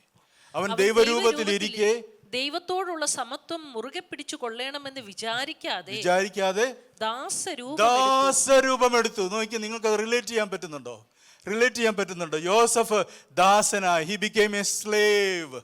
ഹല്ലേലൂയ. നമ്മുടെ കർത്താവായ യേശു ക്രിസ്തു ഒരു ദാസനായി, ഒരു സ്ലേവായിട്ട് ഈ ലോകത്തിലേക്ക് വന്നു. He became a slave. അവൻ ജനിച്ചത് ഈ ലോകത്തിൽ തൻ്റെ സൃഷ്ടിയായ ഒരു സ്ത്രീയുടെ ഉദരത്തിൽ ബലഹീനനായ ഒരു മനുഷ്യ ശിശുവായി അവൻ ജനിച്ചു. സ്തോത്രം. ദാസരൂപമെടുത്തു. അവൻ ജനിച്ചപ്പോൾ നല്ല വസ്ത്രം പോലും ഇല്ലായിരുന്നു കുഞ്ഞിനെ ഒന്ന് പൊതിയാൻ. കീറ്റുശീലകളിലാണ് പൊതിഞ്ഞത്. ദാസരൂപമെടുത്തവൻ. He became a servant. ഈ സ്ലേവിൻ്റെ പ്രത്യേകത എന്ന് അറിയാമോ? ആളുകളുടെ കാല് കഴുകുന്ന. സ്തോത്രം. യേശു അത് ചെയ്തു. He washed the feet of his creation. സൃഷ്ടാവ് സൃഷ്ടിയുടെ കാല് കഴുകി. ഇതിൽ കൂടുതൽ ഒരു സ്ലേവിഷ് ആറ്റിറ്റ്യൂഡ് വരത്തില്ലല്ലോ. ഹല്ലേലൂയ. He washed the feet of his creation. He humbled himself. പിന്നെ മനുഷ്യ സാദൃശ്യത്തിലായി. അതാ ഈ സ്ലേവ് എന്ന് പറയുന്നത്. ദാസരൂപമെടുത്തു. അടുത്ത വാക്യം. തന്നെത്താൻ ഒഴിച്ചു. നോക്കിയേ, അത് അടുത്തത് ആ പ്രിസണറിന്റെ ലെവലിലോട്ട് വരിക. പിതാവിന്റെ മടിയിലിരുന്നവൻ ദാസരൂപമെടുത്തു. ഇതാ ഒരു പ്രിസണറായിട്ട് മാറുക. തന്നെത്താൻ ഒഴിച്ചു എന്ന് പറഞ്ഞാൽ എന്താ അർത്ഥം? ആ മനുഷ്യ സാദൃശ്യം. He emptied himself. തന്നെ എംപ്റ്റി ചെയ്തു. നമുക്കറിയാമല്ലോ, ഈ ജയിലിലൊക്കെ പോകുമ്പോൾ സമയത്ത് നമ്മുടെ വീട്ടിലെ സാധനങ്ങളും എല്ലാമായിട്ട് നമുക്ക് ജയിലിൽ പോയി താമസിക്കാൻ പറ്റുമോ? ഇല്ല. ജയിലറയിലോട്ട്, നമ്മളെ സെൻട്രൽ ജയിലിലോട്ട്, പൂജപ്പരയിലോട്ട് കയറ്റുന്നതിന് മുമ്പായിട്ട് അവരെന്തോ ചെയ്യും? കയ്യിലുള്ളതെല്ലാം എടുത്ത് വാങ്ങിച്ച് അവർ വയ്ക്കും. എല്ലാം വാങ്ങിച്ച് വെക്കും. ഒന്നും കൊടുത്തു വിടത്തില്ല. പിന്നെ അവരുടെ ഒരു ഡ്രസ്സ് കൊടുക്കും. പിന്നെ കഴിക്കാനൊരു പാത്രം കൊടുക്കും. കുടിക്കാനൊരു ഗ്ലാസും കൊടുക്കും. പിന്നെ ഒരു മൊന്തയും കൊടുക്കും. എത്രയൊക്കെ ഉള്ളൂ. ഒന്നും കൊണ്ടുപോകാനൊക്കത്തില്ല. കർത്താവ് ഇത് തന്നെയാണ് ചെയ്തത്. ഈ ഭൂമിയിലേക്ക് വന്നപ്പോൾ തൻ്റെ സകല മഹത്വവും വെടിഞ്ഞ് അവൻ ഈ ഭൂമിയിലേക്ക്, താണ ഭൂമിയിലേക്ക് വന്നു. Hallelujah. he put himself in the prison of human existence. മനുഷ്യ ജീവിതം എന്ന് പറയുന്ന ആ ഒരു കാരാഗ്രഹത്തിലേക്ക് താൻ ഒതുങ്ങി. നിങ്ങളൊന്ന് സങ്കല്പിച്ച് നോക്കി. എനിക്ക് കൂടുതൽ വിശദീകരിക്കാൻ പറ്റുന്നില്ല. സ്തോത്രം. ഈ മനുഷ്യ ജീവിതമെന്ന കാരാഗ്രഹത്തിനുള്ളിൽ ഒതുങ്ങി എൻ്റെ കർത്താവ്. എന്തിനാ? എന്നെ നിങ്ങളെയും സ്നേഹിച്ചതുകൊണ്ട് തന്നെത്താൻ ഒഴിച്ചു. ഹല്ലേലൂയ. മനുഷ്യ ജീവിതത്തിൻ്റെ പരിമിതികളിൽ ഒതുങ്ങി. ഒരു ദൈവദാസൻ ഇങ്ങനെ പറഞ്ഞിട്ടുണ്ട്, the timeless one entered time and space. കാലാതീതനായ ദൈവത്തിന് കാലമില്ല. He's living in the eternal present. ദൈവത്തിന് ഇന്നലെയും ഇന്നും നാളെയും ഇല്ല. He is living in the eternal present. അങ്ങനെ കാലത്തിനും സ്ഥലകാലങ്ങൾക്ക് അതീതനായ ദൈവം ഈ പരിമിതികളുള്ള കാലവും സമയവും ഒക്കെയുള്ള ഈ ലോകത്തിൻ്റെ ചുറ്റുപാടിലേക്ക്, ആ പരിമിതികളിലേക്ക് എൻ്റെ ദൈവം ഒതുങ്ങി. സ്തോത്രം.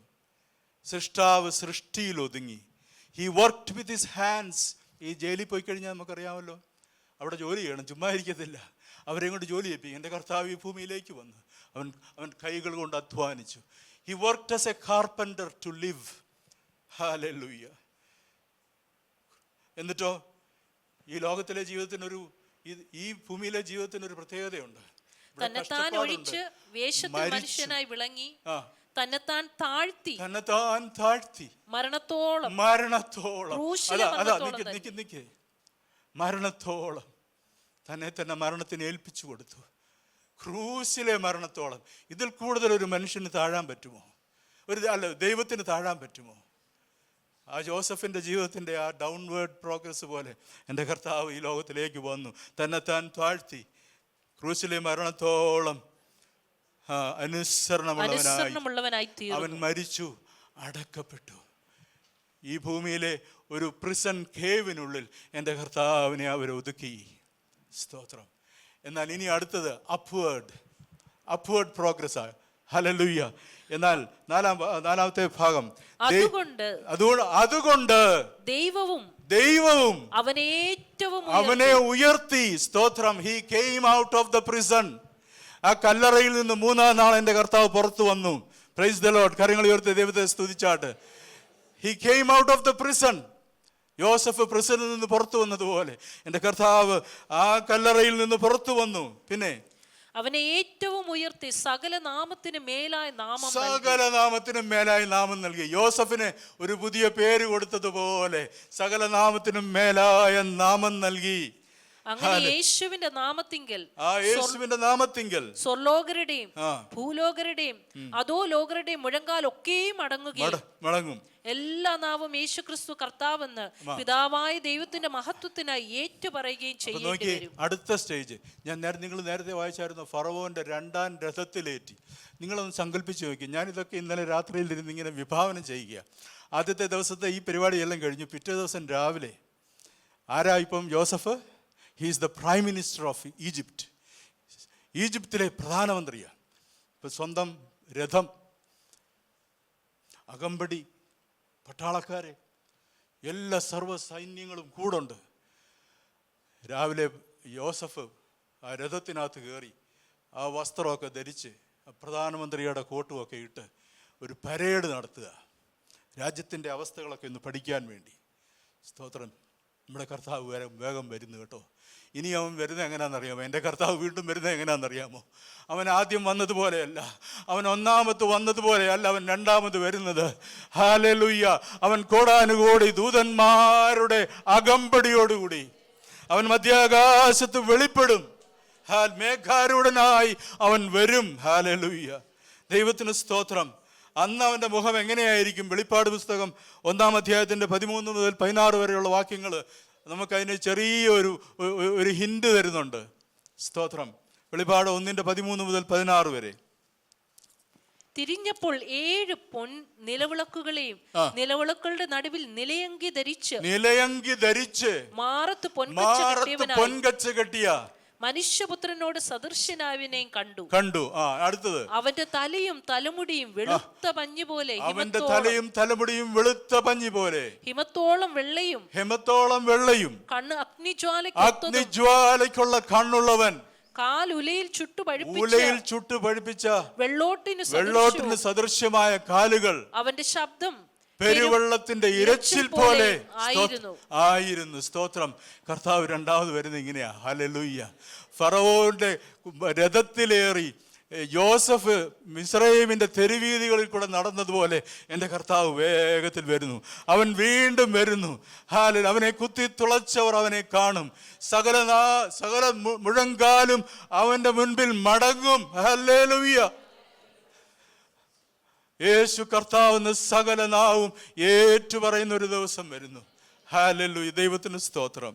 എൻ്റെ കർത്താവ് വീണ്ടും തൻ്റെ മഹത്വത്തിൽ വരികയാണ്. ഇന്ന് കേട്ട ഈ സന്ദേശം തീർച്ചയായിട്ടും നിങ്ങൾക്ക് അനുഗ്രഹമായിരുന്നു ഞങ്ങൾ വിശ്വസിക്കുന്നു. ഒരുപക്ഷെ നിങ്ങൾ ഇതുവരെയും ഈ ചാനൽ സബ്സ്ക്രൈബ് ചെയ്തിട്ടില്ല എങ്കിൽ ദയവായി ഇപ്പം തന്നെ ഒന്ന് സബ്സ്ക്രൈബ് ചെയ്യുക. ഈ സന്ദേശം മറ്റു ചിലർ കൂടി ഒന്ന് ഫോർവേഡ് ചെയ്ത് കൊടുക്കുക. നിങ്ങൾക്കിത് അനുഗ്രഹമായിരുന്നെങ്കിൽ തീർച്ചയായിട്ടും അത് മറ്റുള്ളവർക്കും ഒരു അനുഗ്രഹമായി തീരുവാൻ അത് കാരണമായി തീരും. God bless you.